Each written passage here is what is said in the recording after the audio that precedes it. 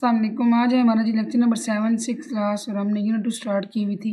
Last lecture के अंदर हमने पढ़े थे जी मेमोरी की कुछ यूनिट्स के बारे में पढ़ा था कि मेमोरी मेजर कैसे की जाती है, सीपीयू के बारे में पढ़ा था। फिर हमने रैम और रोम के बारे में पढ़ा था, रैंडम एक्सेस मेमोरी और रीड ओनली मेमोरी। आज का हमारा टॉपिक है जी secondary storage. We need some devices to store the data permanently in the computer. अच्छा, हमें फिर कुछ बात वैसे होता है कि हमें डाटा परमानेंटली स्टोर करने के लिए भी डिवाइसेस चाहिए, यानी कि हम चाहते हैं कि कोई डाटा हम स्टोर करें और वो हमेशा के लिए मुस्तकिल तौर पर स्टोर हो जाए। So we use some external storage devices for this purpose which we name as the secondary storage. इसके लिए जो हम आलात इस्तेमाल करेंगे, एक्सटर्नल स्टोरेज डिवाइस इस्तेमाल करेंगे इस मकसद के लिए, उसको हम कहेंगे secondary storage. As we have read that primary memory is expensive as well as limited. हमने मेमोरी की एक सबसे कॉमन और वेरी बेसिक टाइप पढ़ी थी प्राइमरी मेमोरी, और उसमें हमने ये पढ़ा था कि प्राइमरी मेमोरी ना सिर्फ महदूद है बल्कि महंगी भी है, यानी कि एक्सपेंसिव है और उसकी इतनी ज़्यादा कैपेसिटी भी नहीं है, बहुत ज़्यादा उसके अंदर सलाहियत नहीं है डाटा स्टोर करने की। We need cheaper and permanent memory to store large amount of data permanently. हमें एक तो सस्ती मेमोरी चाहिए, दूसरा उसमें हमेशा का डाटा स्टोर हो ताकि हम अपना डाटा परमानेंटली स्टोर कर सकें। Such memory is called secondary memory. ऐसी मेमोरी को आप कहते हैं जी secondary memory. It is also called external memory. इसका दूसरा नाम एक्सटर्नल मेमोरी भी है। It is different from primary memory because it is not directly accessible to CPU। Primary memory के अंदर हमने जितनी चीज़ें पढ़ी थी, अगर आप उनको रिकॉल करें तो वहाँ हमने पढ़ा था कि ये प्राइमरी मेमोरी जो है वो उसको CPU डायरेक्टली एक्सेस कर सकता है, यानी कि प्राइमरी मेमोरी तक CPU की डायरेक्ट पहुँच है। लेकिन चूँकि अभी हम सेकेंडरी मेमोरी के बारे में पढ़ रहे हैं, सेकेंडरी मेमोरी का ये फीचर प्राइमरी मेमोरी से डिफरेंट है कि CPU इसको डायरेक्टली एक्सेस नहीं कर सकता, कि it is not directly accessible to CPU। CPU इसको डायरेक्टली एक्सेस नहीं कर सकता। It has large storage capacity as compare to primary memory. फिर इसका एक और फीचर जो डिफरेंट है प्राइमरी मेमोरी से वो ये है कि इसका डेटा स्टोर करने की जो सलाहियत है वो ज़्यादा है as compare to primary memory. यही मसला था प्राइमरी मेमोरी के अंदर कि उसके अंदर जो कैपेसिटी थी वो लिमिटेड थी, थोड़ी थी, महदूद थी, कम थी।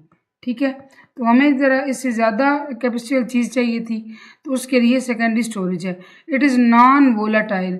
मैंने आपको वोलाटाइल का बताया था कि भाप बन के उड़ जाना, यानी कि जब पावर ऑफ हो, लाइट चली जाए या आप उसको बंद करें कंप्यूटर को तो डेटा भी उड़ जाता है, ख़त्म हो जाता है। ठीक है, हवा में तहलील हो जाता है। तो नॉन वोलाटाइल हुआ जो कि जिसमें डाटा ऐसे ख़त्म ना हो सके। तो ये भी चूँकि परमानेंटली स्टोर करती है, जब परमानेंट का लफ्ज़ आया तो इट मीन्स नॉन वोलाटाइल। ठीक है, जो ख़त्म ना हो सके, तहलील ना हो सके। Data store secondary memory retains, ये नॉन वोलाटाइल है, देयरफॉर इसलिए data stored in secondary memory retains. Retain कहते हैं रहने को, उसी में रहता है इफ़ पावर इज़ लॉस्ट। अगर आपकी यानी कि लाइट चली गई है, बिजली मनक़ता हो गई है, या कंप्यूटर को ऑफ़ कर दिया गया, या समहाउ किसी और तरीके से कंप्यूटर ऑफ हो गया है, तो फिर इसके अंदर डाटा रहेगा, डाटा को कोई नुकसान नहीं पहुंचेगा। Commonly use examples of secondary storage are hard disk, SSD and USB। Hard disk है जी, फिर इसके अलावा SSD एंड USB है। मेमोरी की दो इकसाम है, प्राइमरी मेमोरी और सेकेंडरी मेमोरी। ठीक है, ये हमने मेमोरी के बेसिक जो शुरू से टॉपिक था उसमें पढ़ा था। फिर प्राइमरी मेमोरी के अंदर हमने लास्ट लेक्चर में रैम और रोम पढ़ी थी, और सेकेंडरी मेमोरी के अंदर हार्ड डिस्क है, CD है, DVD है, SSD है। अब हम इनको एक एक करके देखेंगे कि ये सब हम कवर कर चुके हैं। अब हमने प्राइमरी मेमोरी के सेकेंडरी मेमोरी के बारे में पढ़ना है। पहला है जी हार्ड डिस्क ड्राइव, इसको HDD भी कहते हैं, हार्ड डिस्क ड्राइव। आप चाहें तो इसको हार्ड डिस्क भी कहते हैं, हार्ड ड्राइव भी कहते हैं, हार्ड डिस्क ड्राइव भी कहते हैं। ठीक है, hard disk drive is a secondary storage device use to store data permanently. Hard disk drive secondary storage device का एक टाइप है, ये भी डाटा को परमानेंटली स्टोर करता है। आप इसको ऐसे समझ लीजिए, मोबाइल्स के अंदर आपके पास मेमोरी कार्ड होता है, मेमोरी कार्ड में आप डाटा स्टोर करते हैं, वो परमानेंटली स्टोर होता है अनलेस और अनटिल आप उसको खुद डिलीट ना करें। ठीक है, यही हाल इसका हार्ड डिस्क का भी है। It is non volatile storage device. चूँकि हम पढ़ ही नॉन वोलाटाइल के बारे में पढ़, यानी कि ये जो सेकेंडरी मेमोरी है ये है ही नॉन वोलाटाइल, तो हार्ड डिस्क भी क्या होगी, नॉन वोलाटाइल, विच मीन्स इसका मतलब है इट विल रिटेन डाटा, कि इसके अंदर डाटा रहेगा when computer is turned off, जब कंप्यूटर ऑफ हो जाएगा। It is also known as hard drive, इसका दूसरा नाम हार्ड ड्राइव में पहले आपको बता चुकी हूँ। हार्ड डिस्क भी कहते हैं, हार्ड ड्राइव भी कहते हैं, हार्ड डिस्क ड्राइव भी कहते हैं।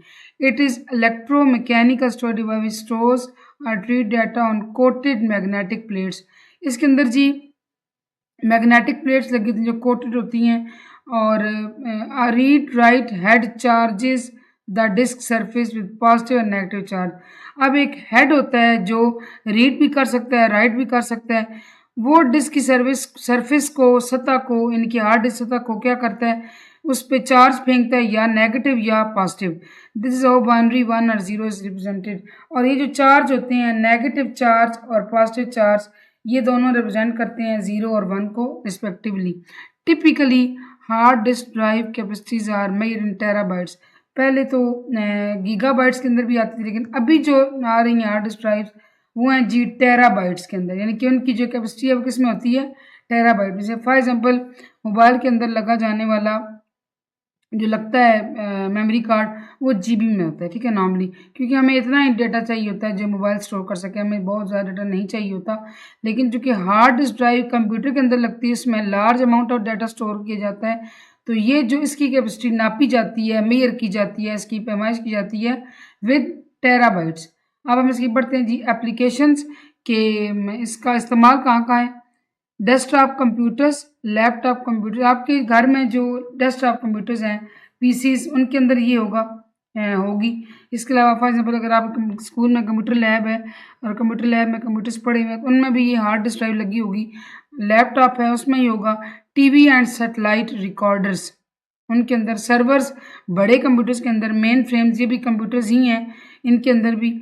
और अब हम पढ़ेंगे इसकी एडवांटेजेस। फ़ायदे क्या हैं जी, लार्जर कैपेसिटी, ऑब्वियसली इसका ज़्यादा जो है वो डाटा स्टोर करने की सलाहियत ज़्यादा है। Faster than optical disk like DVDs, जो ऑप्टिकल डिस्क होती हैं डीवीडीज़, उनसे ज़्यादा इसके अंदर डाटा रीड राइट करने की सलाहियत ज़्यादा है, तेज़ है ये।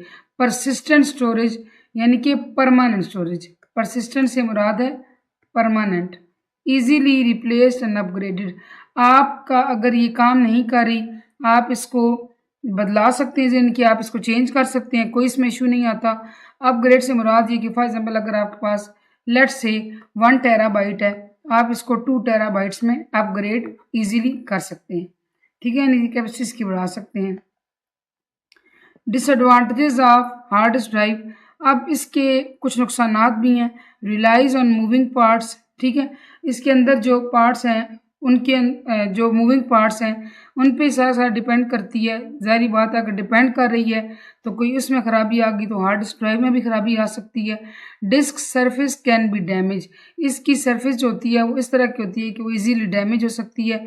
हैवी पावर कंजम्पशन, ये ज़्यादा पावर लेती है, बिजली वगैरह ज़्यादा खाती है। नॉइसी, इसके अंदर शोर भी ज़्यादा है। Slow read and write speed than RAM, ऑल दो डीवीडी से ज़्यादा इसकी स्पीड है, लेकिन रैम से इसकी स्पीड रीड राइट दोनों करने की कम है, ठीक है। डाटा रीड एंड राइट करने की स्पीड इसकी रैम के मुकाबले में कम है। ये थे जी इसके डिसएडवांटेजेस। इंशाल्लाह कल हम शुरू करेंगे solid state drive. Thank you so much for watching. अल्लाह हाफिज़।